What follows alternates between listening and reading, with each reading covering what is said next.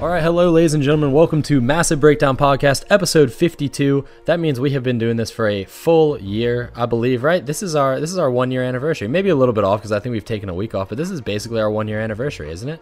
It is, yeah. We did take Christmas off, I think. But other than that, God, we're lazy. I know. Let's talk about some positive things that we liked, that we saw, and then we can maybe talk about some things that we'd like to see change. Well, let's just start with the story then. What's something you liked on the story mission? That's the first thing we had to do. What was a positive you saw in it? Maybe the first thing, of course, is, getting real interaction with NPCs was fantastic. Getting, in some of there were some real kind of feels moments in there. Going into that hallway where Shax is, protecting these civilians, and he's like, take these weapons and go. I'll take care of these people. You're like, Shax, I always knew you were a big softie. Like it's just this kind of moment of adding depth to a character who's always kind of been there and who's been one of the voices we hear a lot, but we didn't really have an idea of who he was. And I think it's kind of Bungie showing us a little bit of who these characters are. I'm gonna cheat and say I like the whole thing. It was probably the best story mission that we've ever had in Destiny, with the exception of maybe a couple of them. But overall, I feel like it was the best story mission. It felt like a space was designed for the story mission as opposed to a space already being there and then them folding a story mission into it, which is something I really appreciate. The Cabal ship was amazing. Yeah. Making the tower into a level like that was incredible, and I really did feel this incredible, overwhelming sense of, like, it wasn't even nostalgia, familiarity. Obviously it's familiar, but of going through all these places I'd seen thousands of times over the last few years and seeing them again in a different light and seeing them destroyed. And I know the scene with Gaul has been played to death, but honestly, that last line that he delivers is, I think, probably, and people may say it's ham-fisted or something like that. I disagree. I think it's the best bit of writing this game has had yet.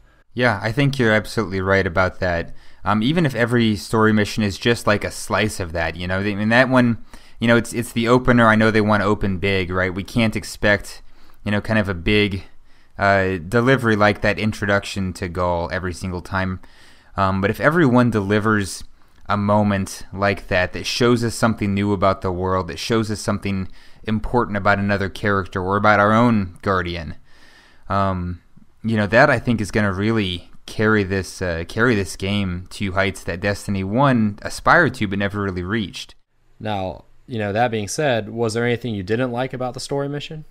I mean, not every line was a grand slam. I kind of felt like the scene with Ikora didn't really grab me. Part of that is because I'd already seen it a bunch of times on YouTube, but the animation's awkward too, like the way she jumps. Yeah, that I feel like I'm nitpicking though, by calling that out. Still a great mission. I could nitpick a few things, but I can't overall. I can't say that I disliked anything. How about you? I didn't like the fact that the NPCs were just set pieces. Sure. And that there was no real interaction with them. It was still better than having nobody. I'll give it that. Like you said, I'm nitpicking. I don't like Nolan Droid. And I'm not, putting on rose-tinted glasses saying Dinklebot was so much better, because he wasn't. I had to really, really struggle and try. Dinklebot had his moments, but I had to really struggle and try to not have my immersion broken by him saying stuff in vanilla. But Nolan Droid is he's such a weenie, and everything he says just comes off as being I don't know if that's the character that they wrote for him, because I know that Nolan North is completely capable of doing a million different voices, and this just happens to be one of them. I don't know if this is the character they wrote for him or if he's supposed to be like this, but I like my AIs to be cool. Cortana was a cool AI, extremely cool. Nolan Droid is the opposite of that. He sounds just weak, I guess. Somehow he's always I don't know if we can handle this. And it's I think we probably can at this point. But, that being said, like you said, it's nitpicking. Yeah. It's nitpicking. I could go the entire game with Nolan Droid talking however it is that he wants to talk, as long as every single story mission was just as good as the one that we got, or even close to as good. Moving on to the next part then, what I'm assuming most people did immediately after playing the story, the strike. What'd you think of the strike?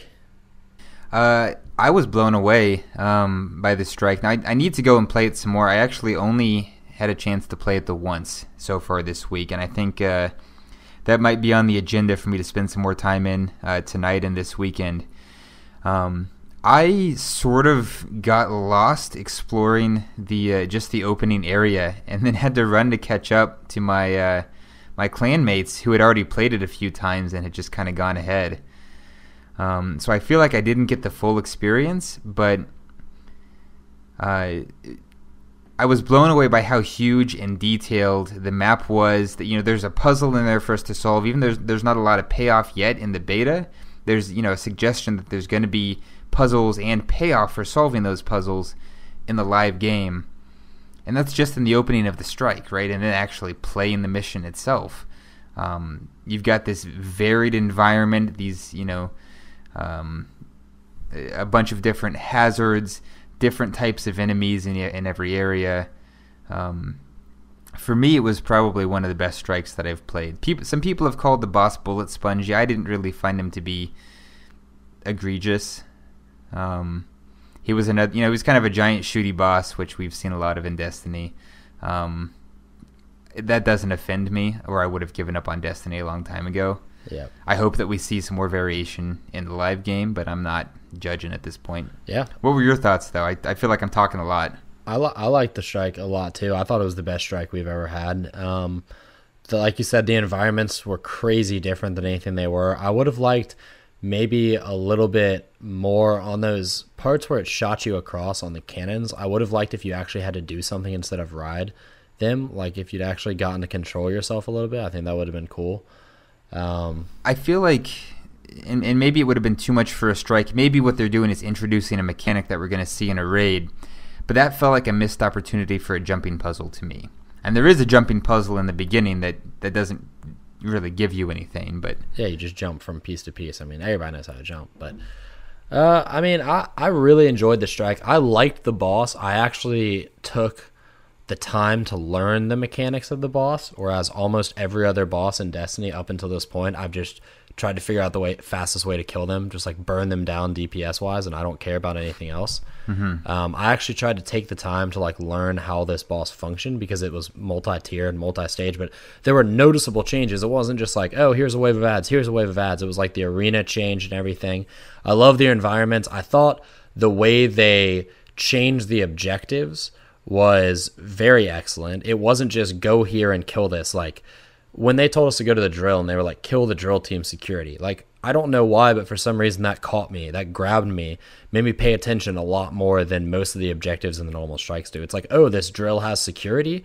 And Nolan Droid was talking about them being like a research team, and he's like, oh, more like a research army because blah, blah, blah. But it made me actually think about the different ways the Cabal function. Like, I thought there was a lot of really great things done in that strike. I hope all the rest of the strikes are very similar to it. I thought it was fantastic. I liked it a lot.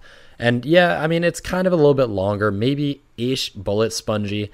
I didn't get that picture. It took us 25 minutes to do it the first time, and we weren't even really like trying to go through it that fast. It took us 55 minutes to do it the second time, but that's because we literally spent 35 minutes just bouncing around the map exploring, like you said. So I loved it. Yeah, I think it took us 45 minutes on my playthrough, and I spent 25 minutes exploring. So I mean it.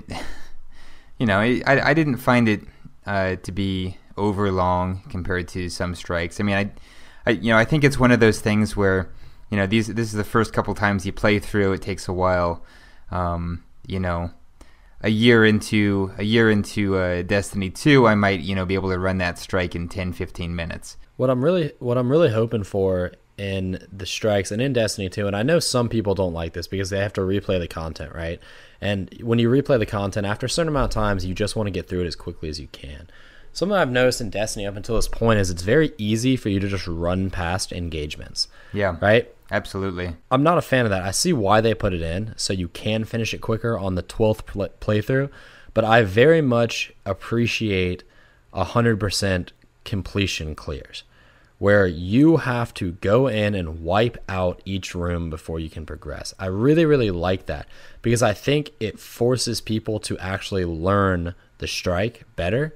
learn the patterns, learn what kills people, things like that. Like that's how Halo was. Most Halo battles you couldn't run through. No. You had to clear the room and then you could progress. And I liked it because every time I played it, I felt like I was getting better and faster at clearing the room.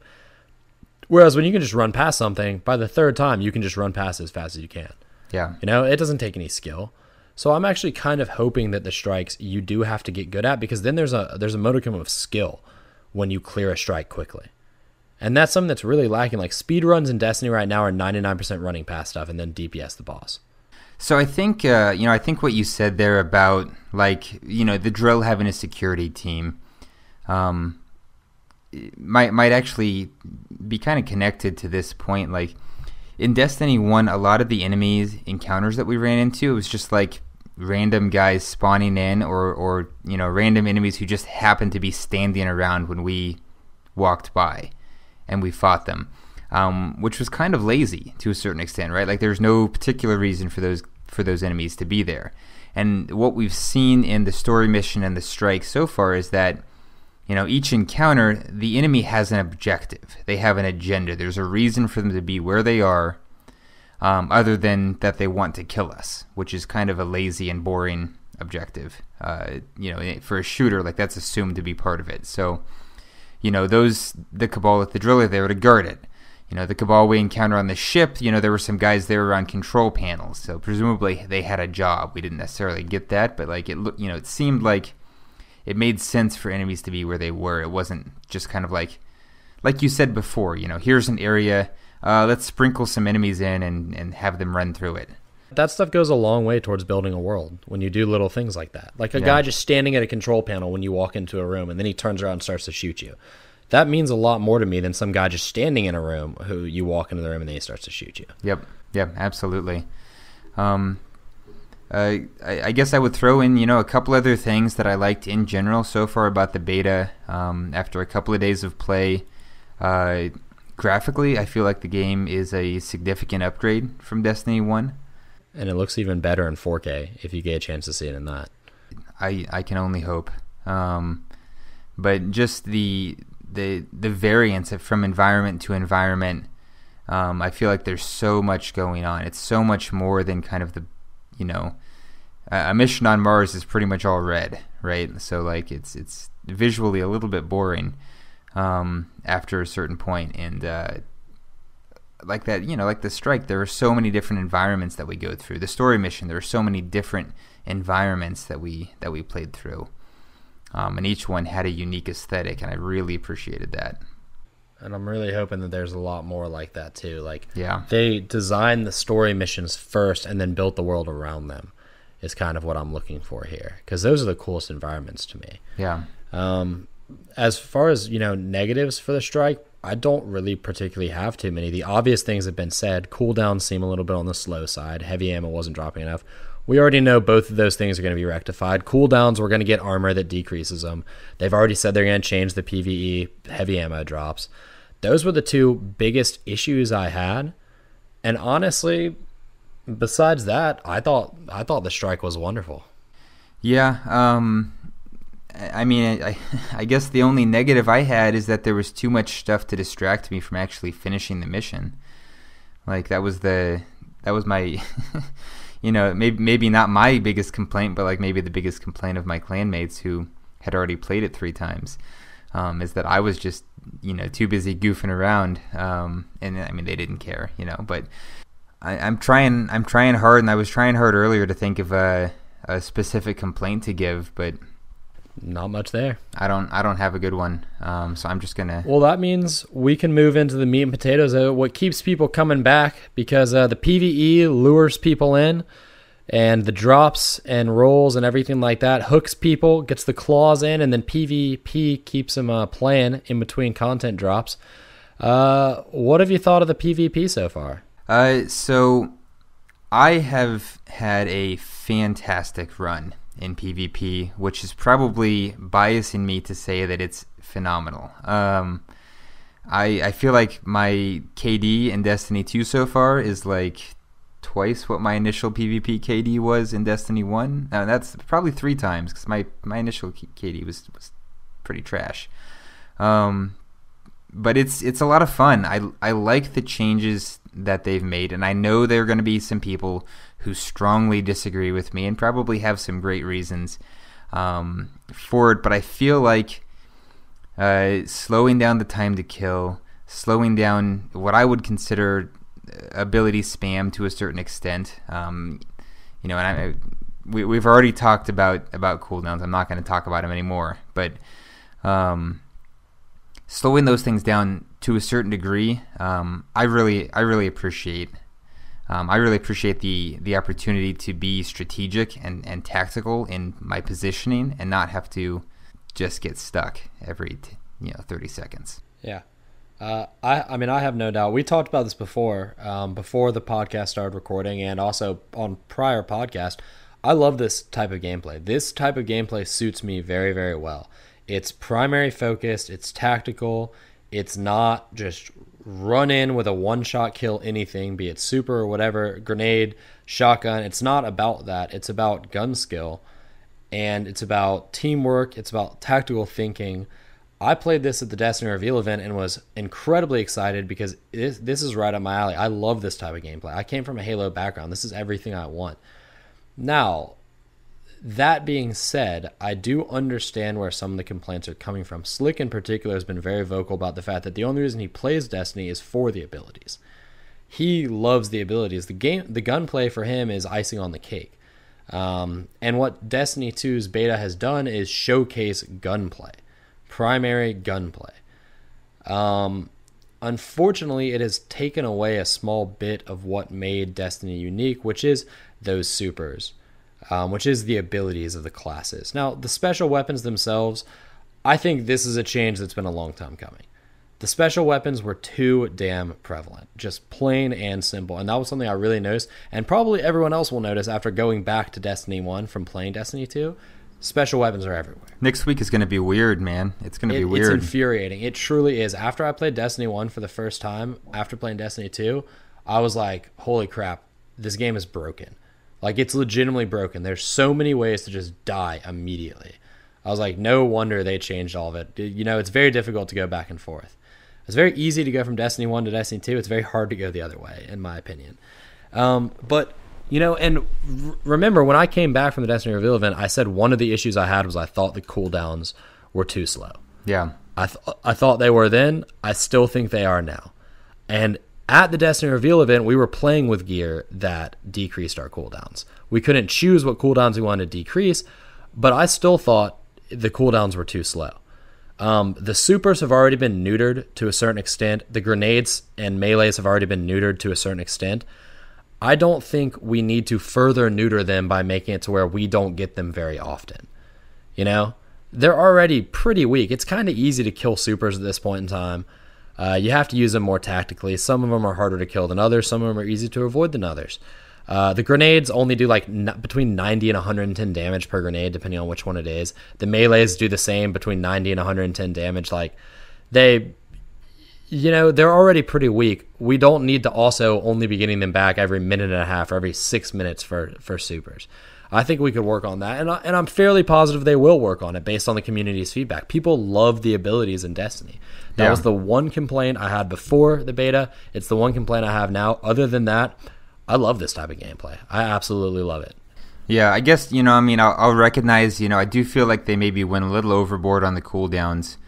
But I think to a certain extent, Destiny 1 kind of earned that sort of a reaction, at least as a test. And obviously what we've got is a test build.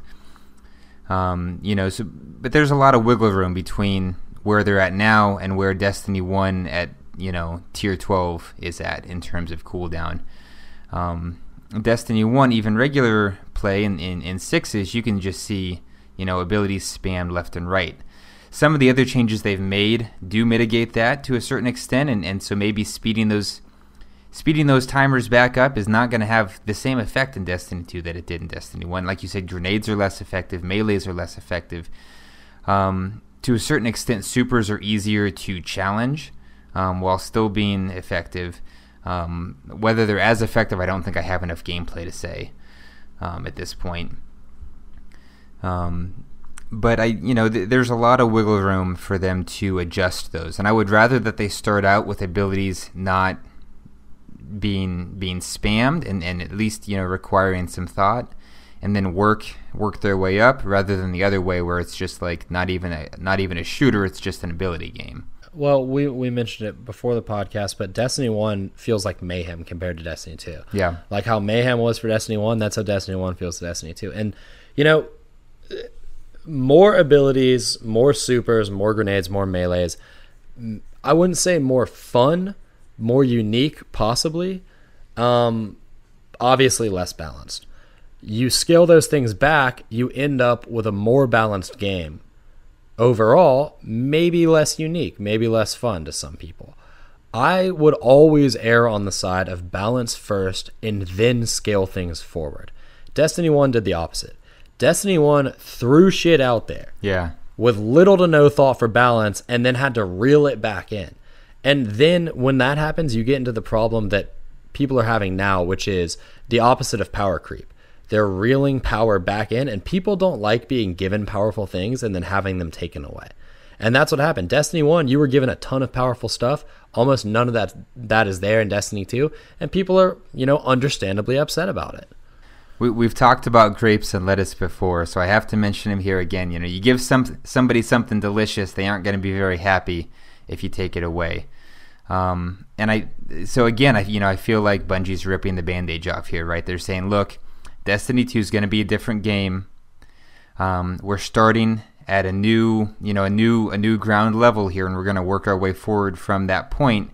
We're not going to go back to, we're not just going to repackage Destiny 1 with upgraded graphics. That's not what's going to happen. And they're level setting us, which is painful now, but I hope that by getting this out of the way now, we can go in with the right expectations, and they can hopefully give us some additional power with the live game, and not have so much scaling back to do. The way that that basically the story of Destiny 1 balance has been a story of scaling things back again and again and again and again, and it's generated a lot of salt, as we all know. So I'd rather go the other way, and I'm hoping that's where we're going here. Yeah. So I'm going to say overall for the PvP, the framework is excellent. I love the primary focus gunplay. I love the tactical gunplay. I appreciate the couple of maps that we've gotten. I think they're good maps. They're solid maps. Yeah. I like the fact that it's teamwork oriented to a certain extent. I'm trying to think what else. I mean, I actually enjoy the movement. The movement to me is very, very fun. I am whipping around corners and doing all the stuff, and I was a hunter before who didn't use Bones of Yao. But I've maxed out my agility, and I'm very much enjoying the way I was moving. I was thinking about it earlier in the day. I was using one of the auto rifles, the Deathstalker, and I was just sliding, jumping. I think it's because there's no sprint delay. It is honestly part of what it is. But I was just, sprinting around, sliding, jumping, whip around the corner, turn around, retreat. It was amazing. It felt incredible, and I absolutely loved it. So base of the game, I'm going to say, is a massive win, a massive upgrade for Destiny. That being said, there are some things on top of it that I'm having a few issues with.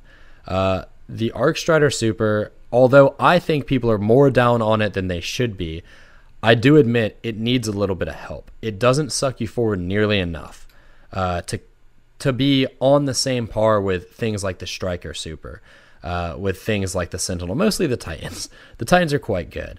Dawnblade has been nerfed since the Destiny reveal event. It is significantly weaker now than it was then. Dawnblade had better tracking, bigger explosion radius on the swords at the Destiny reveal event. It does not have that now. It feels a little bit too weak in my opinion, especially considering how good Striker is. Striker just has all the options. Sentinel has all the options. Dawnblade has one option, depending on your perk selection, maybe a second one. Arcblade has like no options because people can just run away from you. People literally just turn and run. Like the only way you can succeed with it is if you pop it somewhere where nobody can run away from you because they're not, they're trapped in a corner or something. But even that's dangerous. Golden Gun I think is absolutely horrendous. I hate Golden Gun the way it is now. I'm not a fan of that at all. I really am not a big fan of the 6-shooter. I was able to use it with some success, but you really had to look for a good opportunity to catch people by surprise. And I felt that Arc Strider was the same way. I really had to time my activations right in order to catch people when they weren't expecting me to be coming for them. And speaking of other supers, first impression of Voidwalker was very, very poor. I thought it was the stupidest looking thing to see a slow Nova Bomb. Having actually played it now, I find it to be unbelievably hilarious to have a slow Nova Bomb. I don't know competitive gameplay wise if it's the right call to slow it down that much, but I found it to be just oodles of fun to literally pop out this massive purple floating orb of death that you can literally run away from, but which nobody ever does. I just thought it was absolutely hilarious. Like I said, competitive wise, I'm not sure if it's the right idea, but I found it to be very funny. Yeah, it's definitely an entertaining super to use. I think maybe I wrote down some notes because I feel like some people have had some issues with Voidwalker, and there are a couple of things that I wanted to make sure that everybody knows about Voidwalker. Maybe it especially. I guess we'll talk about the Slovo Bomb as I've adopted that name from Bungie. The Slovo Bomb. This is so important to know in PvE as well, because if you're using the Slovo Bomb and that boss dodges, there's been some serious salt online about that. You can shoot the bomb to make it blow up whenever you want to, so that you don't miss and the extra little tracking orbs go off and hit whatever you're trying to hit. So if you shoot it off at a control point and realize you launched it too high and it's gonna miss, shoot the thing and blow it up, and it'll kill the people.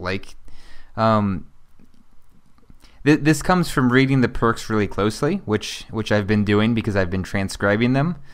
A lot of people miss that point. It's so important to know because watching it slowly miss is painful. It didn't happen to me too much, fortunately, but like I said, I heard some salt. I heard some griping. It's better than you think. Other things, before we get into some PvP tips and tricks, which is going to be the second part of this episode, other things I'm having issues with in PvP. I like 4-man gameplay. Don't get me wrong. I'm not a fan of 4-man gameplay for every playlist. We had an issue, and I'm sure many other people have had this issue, where we had 6 people on a fire team, and we wanted to play. Couldn't do it. Had to split into 2 separate fire teams. Not a fan of that. On top of it, it also promotes getting into a 4-man fire team and going into Crucible and then basically wiping the floor with a bunch of blueberries, which I'm also not a fan of. And I've been a proponent of matching fire team on fire team for a long time. I've had some wonky issues with hit registration, and I know it's a beta, I know it's to be expected, but it's very jarring to literally put 2 to 3 full bursts into someone and have 14 pop up for the damage and then die out of nowhere. And it's like, well, come on now.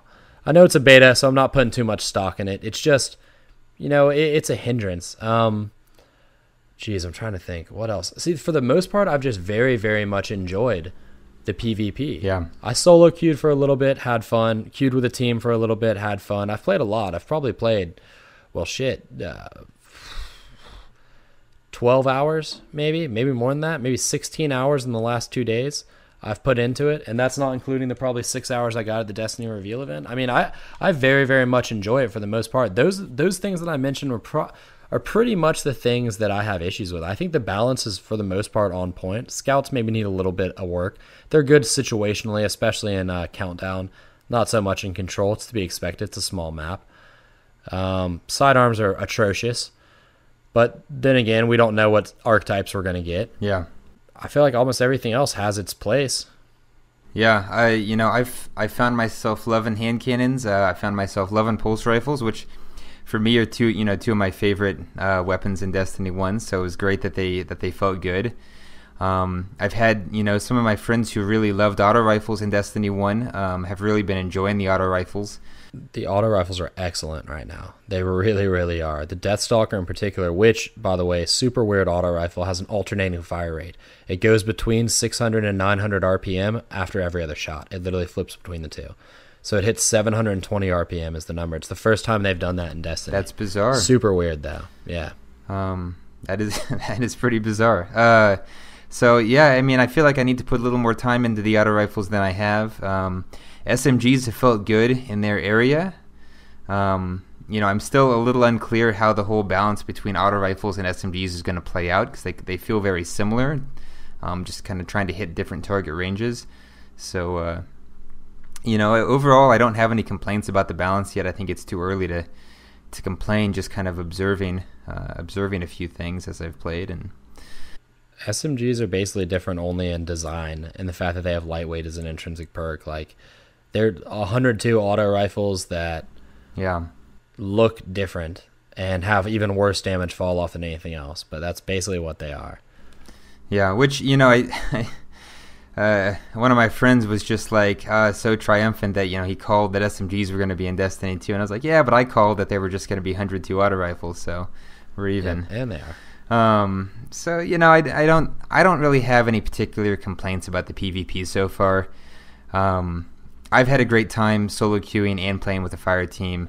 I know some people have had a terrible time solo queuing, and I sympathize with that. Right now, I feel like it's very random.